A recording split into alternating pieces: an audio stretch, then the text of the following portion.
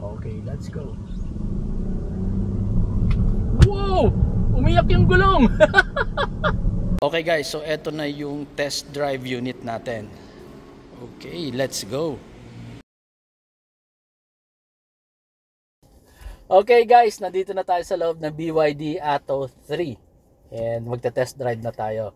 Alright, so nandito tayo sa BYD Global City. Dito lang naman yung test drive natin around BGC, right? Okay, so kasama natin dito si Sir Steve and of course my wife and yung isa kong prinsesa nandiyan sa likod ko. So there's 4 of us. Hopefully, sakto lang yung load natin and we can really do a proper testing of the power ng motor niya and yung handling, although medyo limited lang yung area natin, but hopefully I can provide you, meaningful feedback kahit papano, something that you can consider, something that will be of good value, especially to those who are thinking of buying one. Alright, so let's go. Ang lambot ng manibela, ang ganda ng visibility, oh, parang ang dali tumingin, all around 360. Medyo hindi ko lang kita yung hood, so medyo kailangan ko yata mag-adjust. Okay, taas ko lang ng konti yung upuan ko. There, kita ko na yung hood. And how's my headroom? Okay pa rin naman. It doesn't feel claustrophobic. Medyo tinaas ko. And yes, my thighs are okay. So, sige, let's go.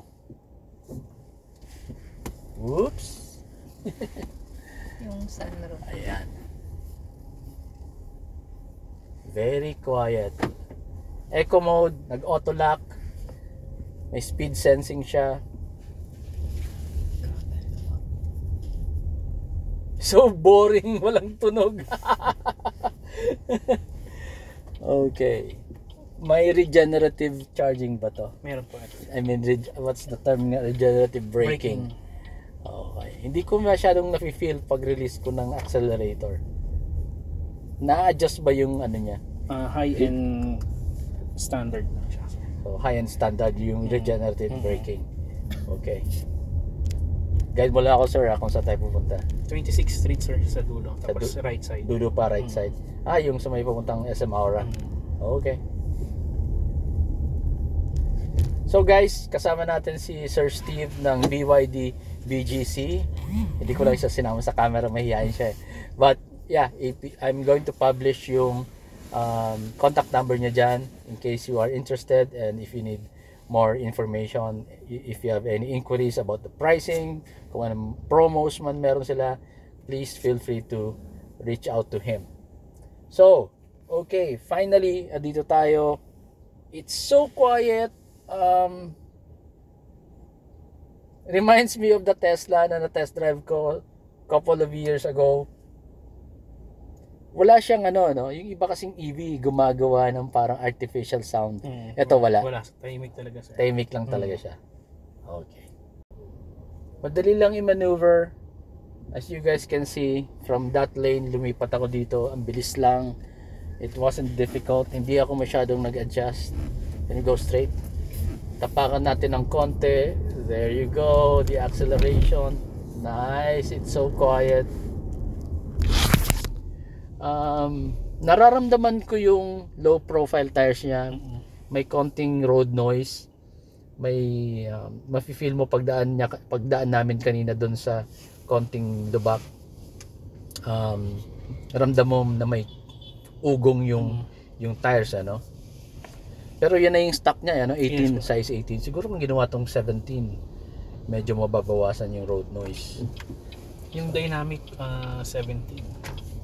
Yung dynamic size 17 mas maliit, so siguro mas tahimik yun. Okay.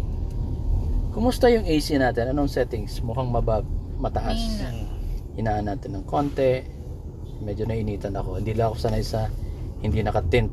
So guys, just a reminder, dalawa yung variant ng Atto 3. Yung premium tsaka yung dynamic. So eto yung premium. Actually kanina nag-google ako. Hinanap ko kung anong meaning ng Atto 3. Atto pala is the smallest unit of measure for time. So parang attosecond.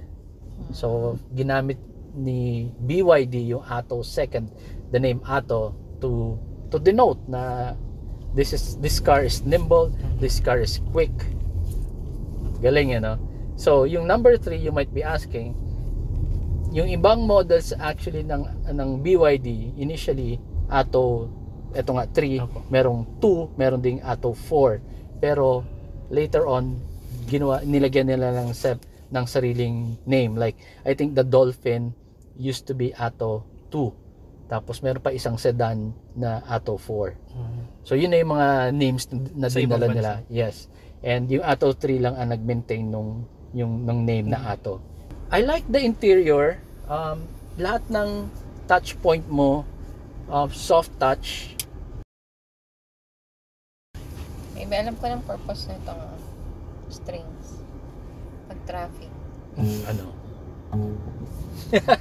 You can actually parang pwede ka mag-play ng Diba? music, di ba? Yun, no? So, kapag musicians ang may-ari nito, for sure, wala pang 5 minutes makaka-compose sila dito. Oo nga. Pag nasa traffic. Look at that. Diba? Very comfortable. Again, maganda yung bolsterings dito sa gilid. Feeling ko kapit inahag niya talaga ako. So, pag Naka-lumbar nag-hard, support. may lumbar support pa to. Na-adjust ba siya? Yung Parang hindi. parang sporty type yung seat. Yes, like I mentioned nga kanina sa interior review ko, sabi ko sporty yung neck, yung design nito. From the backrest to the headrest, connected siya. Mukha siyang bride, mukha siyang ano pa nga ba, Recaro. Recaro, yeah, yes. di ba? Recaro Yung, seat. Yeah, di ba yung mga sports seat, ganun ang forma niya. So hindi tayo masyado makapag-speed up kasi although it's a Sunday, medyo may traffic din. So, green pala tayo. Look at that. Nalito na rin ako. So, okay, subukan natin. Let's change to normal. Ayan, normal. Yun.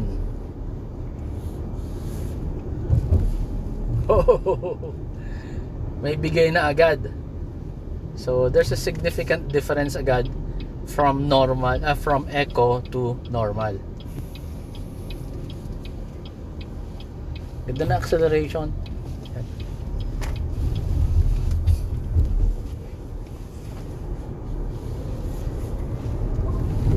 Wow! Ang sarap mag-accelerate, and medyo weird pa rin talaga pag hindi ka sanay sa EV kasi humahataw siya ng tahimik. Yung may naririnig kang Arangkada. engine na nag-exert ng effort. Ito, di mo maririnig. So, in terms of katulad nun. In terms of suspension, sakto lang siya. Hindi siya stiff, hindi siya very comfortable. I think sakto lang to, lalo na for spirited driving. With my driving style, mukhang sakto lang to. And katulad nito, 4 kami. So, saktong-sakto for me. Although, again nga, naririnig ko yung konting road noise because of the tires. Low profile tires. Ilang inches nga ba to, sir? 12.8, sir. 12.8. Okay. So meron na tong nakita ko kanina, wireless Android Auto, tama? Yes po, tsaka CarPlay. Tsaka Apple CarPlay. Apple Car. So as I was saying, sabi ni Sir Steve, magkakaroon daw ng update etong Atto 3. Oh my god, yari ang Yeah. bumper ng Altis. Dumikit. So magkakaroon daw to ng update, malalagyan ng SIM card, which will allow for a remote access or remote control of the Atto 3 Via BYD app. via BYD app. So parang katapat ng Ford Pass. So with that, magkakaroon ka ng ability to remote start and Aircon. ano yun? Aircon. Yung aircon. So Lock tsaka remote, unlock. mare-remote start mo yung engine, mapapaandar mo yung aircon lalo kapag mainit yung panahon. So bago ka sumakay, malamig na yung kotse mo. Yung BYD app ba na yon, libre ba yon para sa mga owners? Yes po, i-ano yun, i-download. Tapos lalagay mo yung mga VIN number ng sasakyan mo. Information ng sasakyan. Yeah, para ma-validate na ikaw nga yung owner and you are accessing the right vehicle. Yes po. In terms of NVH, maganda rin naman ang insulation inside, although ayan, meron lang maingay talaga sa likod namin na Honda Civic na naka-nido yung muffler niya, kaya maingay. Alam mo yung nido na lata ng milk? Ayan ang muffler niya, kaya ganyan siya kaingay. So aside from that, wala masyadong road noise all around. Ayun, may dumaan ng motor, hindi ko masyadong pansin. So sir, for the price difference of 200,000 between this premium tsaka yung dynamic, ano yung mga differences? Ano yung meron to? So number one, yung sunroof, Yes, sir. sunroof, and then 360 camera. may 360 camera. Yung dynamic, naka reverse camera lang yun. Yes, And then ano pa, wireless charger. Wireless charger. Pero the same yung instrument cluster Yes, niya, po. the same size, everything here is the same. Nakita ko rin yata sa brochure yung adaptive, yung LED niya, yung headlight, so nag-a-adjust siya depende sa path na dadaanan mo. And then what else, yung cruise control, Stop. yung cruise control niya, eto, adaptive na siya, meron din siyang stop and go. Yes. So very convenient pag nasa traffic ka, bibitawan mo lang, pepreno siya pag stop, tapos pag gumalaw na yung nasa unahan mo, tatakbo na lang din siya ng sarili. So very relaxed na yung pagdadrive mo sa traffic. So yun yung sa premium. Sa dynamic, wala siyang ganon. Battery. And other than that, yung importante pa pala, mas longer ang range nito. Mas longer. Kasi 480. Yung dynamic is ilan? Sa 410. 410. Uy, malaki din yun, 70 kilometers. Ang 70 kilometers, kung nag-work ka sa Quezon City, papasok ka sa BGC. Kung let's say 15 kilometers ang one way mo, 30, 60, 2 days din yun. 2 days din yun. So, all in all, is it worth the price difference? I think so. 200,000 na difference. Pwede, no? Pwede po. Okay. Okay, so hindi na traffic, hindi pa tayo to sport. Tingnan natin. Wow.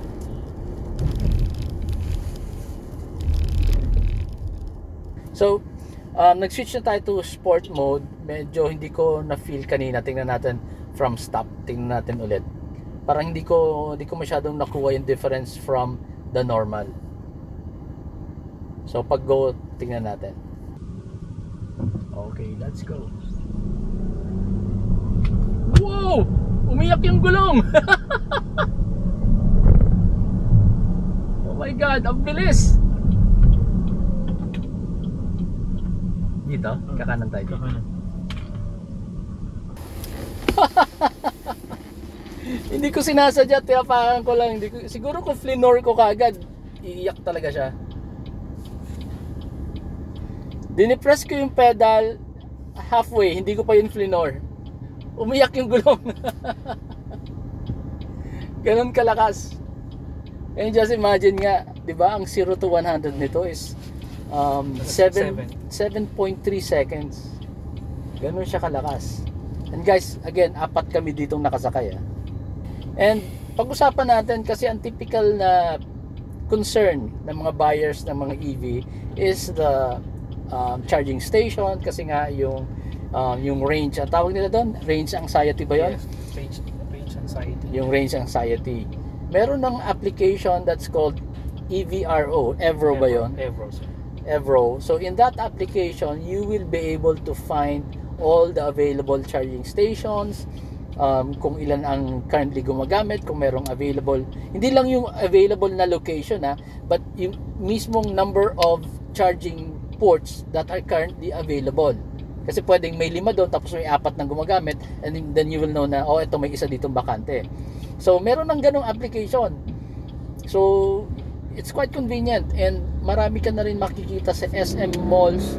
Meron na rin mga free pa sa ngayon, no? Yes, Ang mga charging stations sa SM Mall, and then sa mga Ayala Malls. And then mga Shell gas stations, meron na rin sila mga charging stations. So hindi ka na rin masyado actually mag-aalala. But again, kung maglo-long drive ka nga, you really need to plan your trip properly. Kasi ang Maynila to, let's say, to Legazpi City is mga 480 kilometers din.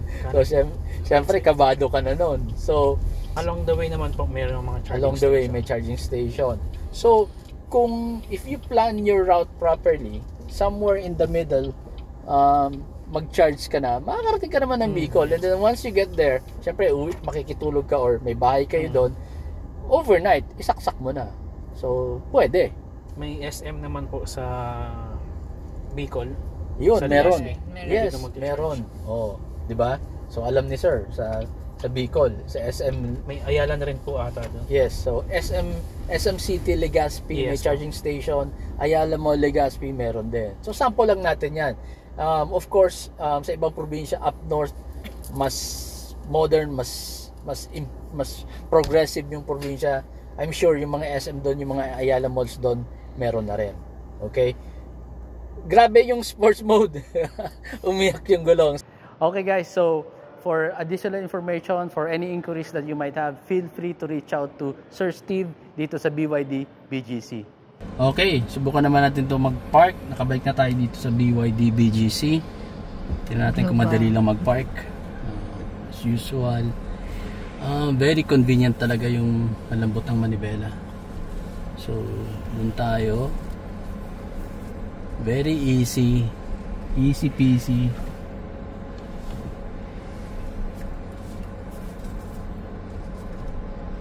Ayan. Ang ganda. Nice. So, active guideline. And, ayun, 360. So, medyo malapit ako dun sa lifter, no? So, OC ako eh. Gusto ko, pantay na pantay eh. So, nanibago pa ako sa mga, hindi pa talaga ako sanay dito sa mga electric shifter. Ayan. Walang beep. Perfect. Magbibip siya magpag kasi hindi naman Malayo pa eh. malayo.